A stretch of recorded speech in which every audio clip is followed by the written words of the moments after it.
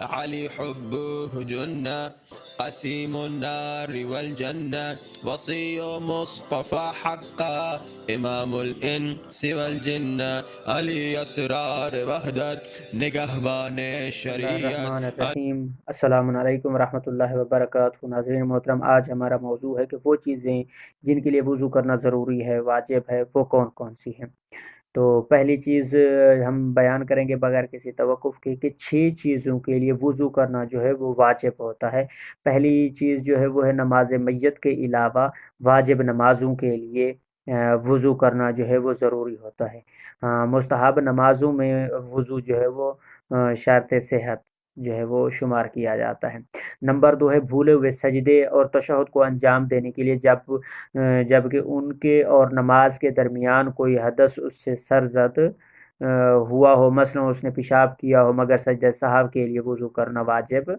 نہیں ہے۔ نمبر 3 جو ہے خانہ کعبہ کے واجب طواف کے لیے جو حج اور عمرہ کا جز ہوتا ہے۔ اور نمبر 4 وضو کرنے کی نظر کی ہو، منت مانی ہو، کوئی عہد کیا ہو یا قسم کھائی ہو تو اس وقت بھی وضو کرنا جو ہے وہ ضروری ہے۔ اور نمبر 5 جو ہے جب کسی نے منت مانی ہو، مثلا قرآن مجید کا بوسہ لے گا، تو اس وقت بھی وضو کرنا اس کے لیے جو ہے وہ ضروری ہے۔ نمبر 6 جو ہے نجس یعنی کہ قرآن مجید کسی جگہ گر گیا ہے یا قرآن مجید کسی ایسی جگہ پہ گر گیا ہے جہاں پہ کوئی نجاست پڑی یا کچھ ایسی چیز جو ہے وہ پڑی ہوئی تھی یا جو ہے کسی بھی جگہ پر، تو وہاں پر اس کے لیے واجب ہے، ضروری ہے کہ وہ قرآن کو اٹھائے گا۔ اس کے لیے ضروری ہے کہ وہ قرآن کے احترام کو، اس کی عزت کو جو ہے ملوز خاطر رکھے گا۔ تو کسی بھی ایسی جگہ پر کوئی زمین نجس تھی یا کوئی کمرہ تھا یا کسی جگہ کسی بچے نے کسی نجس جگہ پہ اسے گر گیا یا اس نے گرا دیا، تو وہاں پر اس کو اٹھانے کے لیے بھی جو ہے مثلا متعلقہ شخص جو ہے وہ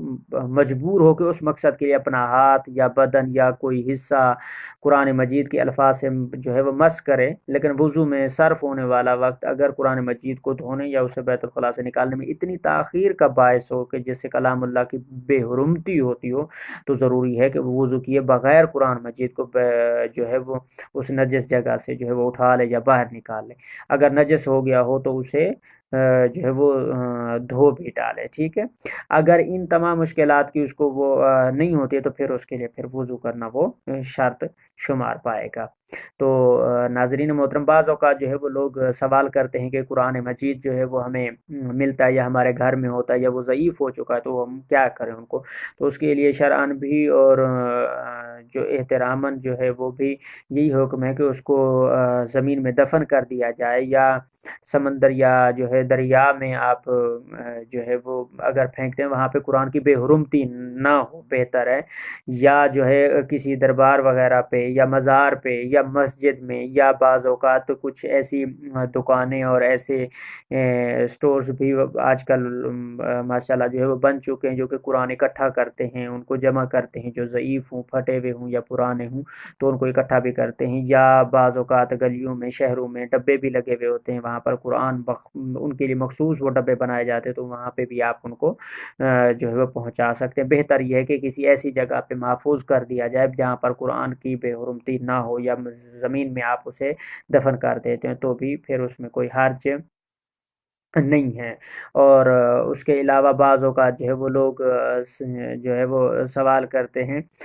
کہ اگر کوئی شخص جو ہے باوضو نہ ہو تو اس کے لیے قرآن مجید کے الفاظ کو مس کرنا جو ہے وہ کیسا ہے، یعنی اپنے بدن کا کوئی حصہ قرآن مجید کے الفاظ سے جو ہے وہ لگاتا ہے یا کچھ کرتا ہے تو وہ اس کے لیے بدن کا کوئی بھی حصہ لگانا جو ہے وہ حرام ہے۔ لیکن اگر قرآن مجید کا فارسی زبان میں یا کسی اور زبان میں ترجمہ کیا گیا ہو تو اسے مس کرنے میں پھر کوئی حرج